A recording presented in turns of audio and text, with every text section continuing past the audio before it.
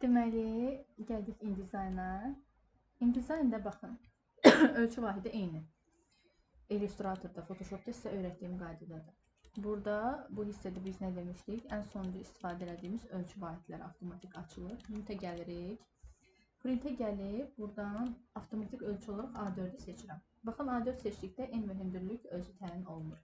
Burada Pikas biz demişik, bizim ölkənin ölçü vahidi deyil. Biz adətən millimetr və santimetrdən işləyirik. Mən seçirəm millimetri.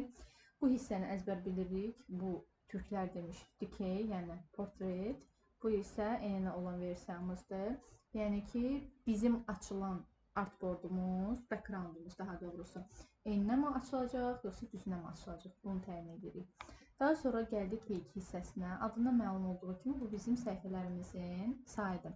Mən bunu təxminən indi atıram bir 5, istəyirsiniz 105 edin. Bu bizim artıq hazırlayacağımız jurnalın, kitabın, kataloqun səhifə sayısıdır. Bura qeyd edirəm 5.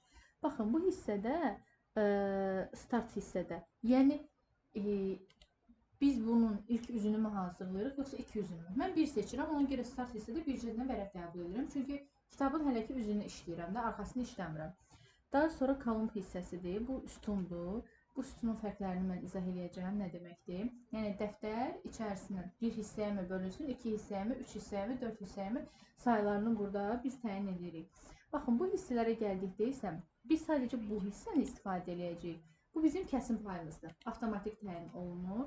Əgər ki, əmtərdə işləmiş olsanız, bunlar sizə avtomatik veriləcək. Çünki mən özüm kitab yığmadığım üçün, kataloq yığmadığım üçün mən standart qəbul olmuş ölçüləri əzbər bilmirəm. Həyatdır, heç arzu eləmirəm əmtərdə işləməyi. Amma da ola bilər ki, yaxşı bir şans yaransa, əmtərdə işləyəsi olsanız, bunları sizə əzbər şəkildə deyəcəklər. Baxın bu hissələri. Create edirik. Yeni panelimiz açılır.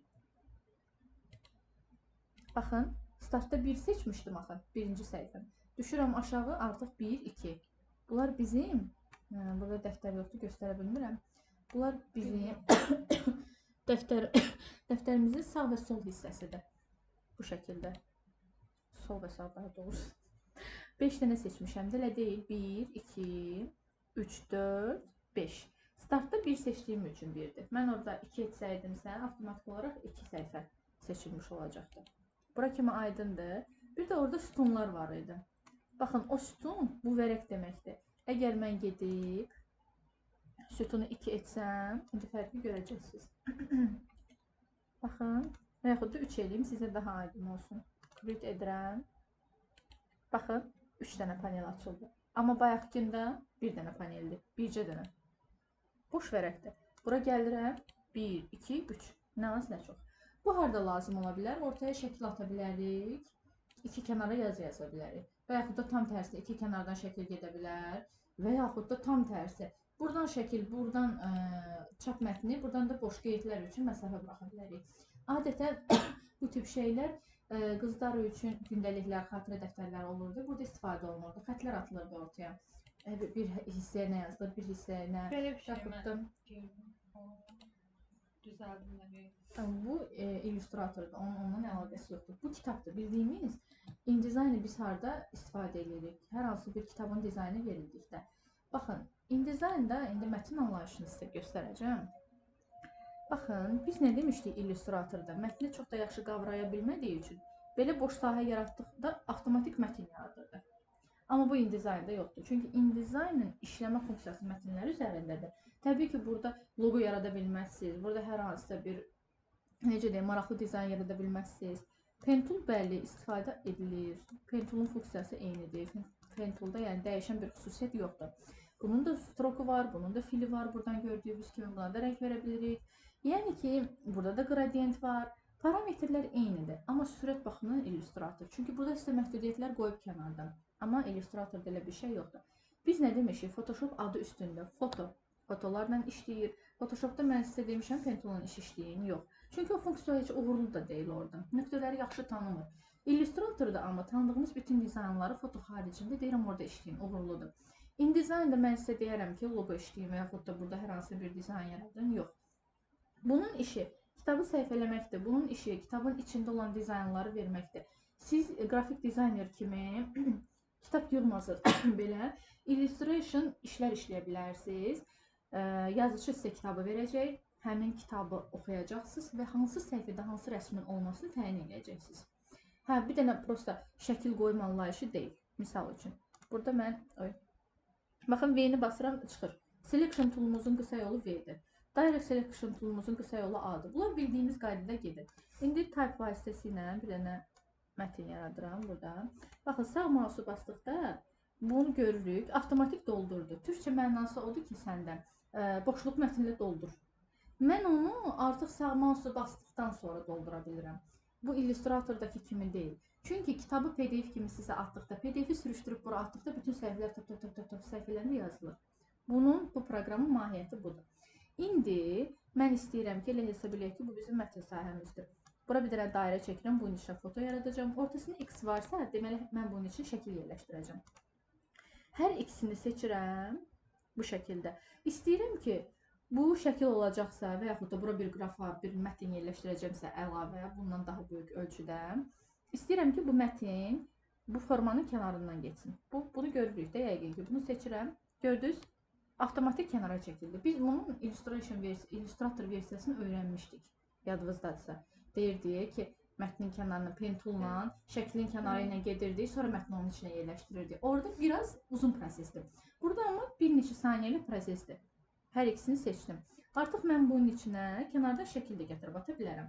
Şəkil gətirmək Illustratorda olduğu kimi qəliz bir proses deyil. Ki, ay gedim, mask edim, nə bilim nə. O biraz Illustratorda problemlidir. Burada amma elə deyil. Misal. Olsun bu şəkil. Baxın, sürüşdürüb gətirib bunun içinə atdım. Все, yerləşdi. Bu qədər bəsitdir. İndi sual yaranır. Bunu necə idarə eləyəcəyik? Baxın, üstünə vurduqda, zaten sürüşdürdükdə, baxın, gedir. Şəkil gedir zaten. Elə bilməyin ki, dairə gedəcək. Dairənin getməsi üçün kənardan zaten bunun funksiyaları var. Şəklin ölçüsünü də kiçiltmək eyni bu qaydadadır. Baxın, açıldı. Görsünüz. Əgər diqqət eləyirsinizsə. Burada mən gərək mouse'dan düzəldim o qaydanı. Bildirsə nə edirdim? Yadınızda kontrolü edirdim. Şəklim itdi. Bir saniyə. Kontrol yoxdur. Var. Funksiyası eynidir. Qrafda açılıb əslində. Açılır, açılmalı. Amma şey edə bilmirəm də, bir dənə kənara atım bunu. Şəklim qaçdı. Bu mavi var ha. Bu mavinin aranjuvu olanı var. Aranjuvun üstünə vurduqda əslində o açılmalıdır. Baxın, gətirir buradan verir mənə. Mətnimi qaçırdır. Git bura. Sən istəmirəm hal-hazırda. Bax, açılır burada, fikir ver. Shift 6 basılı tuturam. Yine Shift Alt. Görürsünüz Illustratordan biraz daha, bir tık daha qəliz şeydir. Arxada bu balacalaşdırdığım əslində mənim şəklimdir. Yine üstünə vururam bu şəkildə. İnşallah açılsa. Sürüşdürürəm. Baxın, qızı kiçiltdim. Biraz zamanımı alan bir proses oldu. Biraz Illustratordan fikir verirsinizsə, həssaslığı azdır. Illustratorda anında tanıyır. Biz belə eləyə bilərik ki, şəkli bura kənara atıb, kiçildib bunun içinə o şəkildə ata bilərik, əgər bu sizə qəliz görünəcəksə. Daha sonra gəldik bu hissəyə. Bayaq biz sizlə nə öyrənirdik Illustratorda? Belə bir formanı. Gəlin bunun bir neçə hissədən bu şəkildə kopyasını çıxardaq. Biz bunları kataloq və jurnallarda görürdük. Bir zamanlar üz qabıqlarında çox dəbdə idi, son zamanlarda belə əməli başlı dəbə düşüb.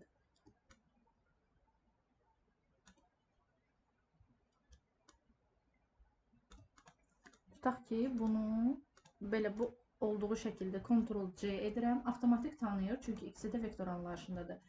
Ctrl-V edirəm, Illustratora gətirib. Ctrl-C Ctrl-V. Hə, olsun, sizin yanınızda öyrəşmişəm, fikir verirsiniz, daha utanmıram.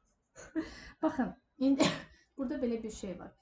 Illustratorda belədir ki, formanı gətirib, istədiyin formaya gətirib içinə şəkil atsan, düz qəbul olunacaq.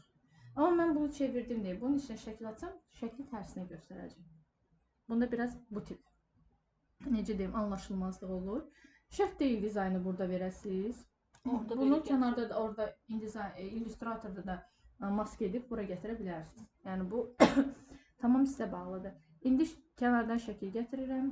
Bunu gətirib atıram bunun içinə. Baxın, avtomatik düşdü. Üstünə 2 dəfə vururam ki, baxın, elə kakraz bu yaxşı oldu, bu göründü. Tələbələrdə olur belə problemlər. Arxada eynisi yaranır. Bu özü avtomatik özü kopyalayır. Elə bil ki, necə izah edeyim sizə? Forma qalır, formanın üstündən yeni bir forma yaranır, şəkil onun içinə düşür. Yəni, belə bir anlayış var. Biz ona görə adətən altdakını silmirik. Çünki bir də görürsünüz ki, fotomuz gedir. Altdakını silmirik, onları üst-üstə gətiririk. Bu şəkildə. Və yaxud da baxın, elə eləyə bilərəm ki, qız belə düşsün, biraz lampa düşsün. Yəni bu şəkildə. İndi kənara bir dəfə vurdum. Bunu sürüşdürüb 2 dəfə bunun üstünə gətirdim. Oldu, bitdi. Bu indi nə deməkdir? Bu o deməkdir ki, yəni ölçü vahidi eyni bu qaydadadır. Baxın, forma böyüyür. Əgər görsəz ki, şəklin ölçüsü dəyişir, Shift Alt burada keçərlidir. Shift Altdan avtomatik böyütdük. Biraz arxadakı qaçıb, onu düzəldəcəm sonda. Baxın, gördünüz, bu o deməkdir ki, bu arxadakı, ortadakı sütunu görürsünüz də yəqin ki bunun. Bu o deməkdir ki, sizin dəftərinizin və yaxud da kitabınızın kəsişmə nöqtəsidir. Bu hissə isə mətnlərin yazılmadığı nöqtədir. Siz rahatlıqla tapın, mətninizi gətirib bunun üstünə yerləşdirib, baxın bu şəkildə. Boşluğu bu şəkildə doldurub, indi siz real mətn gətirərsiniz də. Hər ikisini seçib, bu dediyimi eləyəcəksiniz, indi hələ heç nəyi seçməmişəm. Baxın bu şəkildə. Bunu bu şəkildə seçib, mətnin kənarını gətirib yerləşdirə bilərsiniz, şəklin kənarından mətnə. Yəni ki, sifariş alacaqsınızmı, ona söz vermirəm. Çünki InDesign'dan sifarişlər nadir hallarda qəbul olunur. Çünki zaman alıcı bir prosesdir. Amma ki, bunu da nəzərə alaq ki, qrafik dizaynerlərindən 100-dən 50-si bu proqramı bilmir, InDesign'ı. Sizin bilməyiniz sizin üstünlüyünüzdür. Bugünlük bu qədər. Çətin proqram deyil. O vaxt çətin olardı ki, ilk dərsimiz bu proqramla olaydı. Bunları bilirsiniz, budu bilirsiniz, xət çəkməyi bilirsiniz, pentulu bilirsiniz, fırçanı bilirsiniz. Bir dənə bu var, bu da Photoshopda var, görmüsünüz. Bunu Photoshopda kvadratlardır, hə? Buna sizin divizəliyə gətirəm. Hə, bunu eləməlisiniz, bəli. Daha sonra qayçıdır, qayçı kəsmə funksiyasıdır, yəni bu qradiyentdir. Hər şey bildiyiniz burada çox fərqli bir şey yoxdur. Bir dənə bunlar fərqlidir. Bunlar da mətnlər arasında, baxın, misal üçün bu. Mən bunu tələbələrə izah edirəm. Bu qədər qəliz adamı yoran bir prosesdir ki, baxın, bunu gətirdim, bir yerə vurdum, avtomatik 1 oldu. Mən artıq bunu sılka kimi kiməsə atanda, PDF kimi, üstünə bir dəfə tıklayacaqlar barmaqlarından, məni hansısa bir sayta göndərəcək ya da qeyd çıxacaq oradan. Yəni bu artıq əmtə işidir, bu dizayner işi deyil. Dizayner mətnlə niyə işləsin ki? Dizayner foto ilə işləyir. Yəni mən öyrədirəm bunu, amma ki bu sizə lazım olacaq bir proses deyil. Misal üçün, yenə bax, bir mətni seçirəm, daxil oluram bura. Bax, heç bu dəqiqə mənə icazə də vermir. Bunu tək bir mətnlə istifadə edəndə və yaxud da 2 mətnlə istifadə edəndə ara yaradır hərflər arasında. Mən onu probellə eləyim də hazır. Yəni belə şeylər olur ki, çox dərinə getmirəm. Bunlar bildiyiniz şeylərdir. Mən ona görə bunu 4 dərsə sizə indi bugün bunu verdim. Növbəti dərs üçün verəcəm kitabın üzünü, kitab seçəcəyik. O birisi dərs üçün verəcəm kitabın arxasını. Axırıncı dərsdə portfolio mən InDesign'ı 4 dərsi bitirirəm. Yəni qəliz bir proqram deyil mənə görə. Tələbələrimə də elə düşünürəm ki, qəliz gəlmir.